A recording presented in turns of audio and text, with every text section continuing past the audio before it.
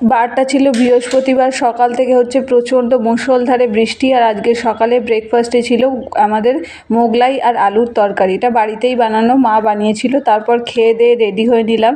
এই শাড়িটা বিয়েতে আমার শ্বশুরবাড়ি থেকে দিয়েছিল। এটা মঙ্গলগিরি শাড়ি। শাড়ির কালারটা এত সুন্দর, দারুণ লাগে পরলে।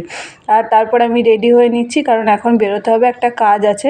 তো চুল বাঁধবো, কারণ আমার এই বড় চুল কী বাঁধবো সেটাই আমি বুঝে পাই না। তো বেরোনোর আগে বিনুনি করে নিলাম। বিনুনি করলেই সেফ সাইড বলে মনে হয়, কারণ এত বড় চুল অন্য কিছু বাঁধতে গেলে রাস্তায় গেলেই খুলে যাবে।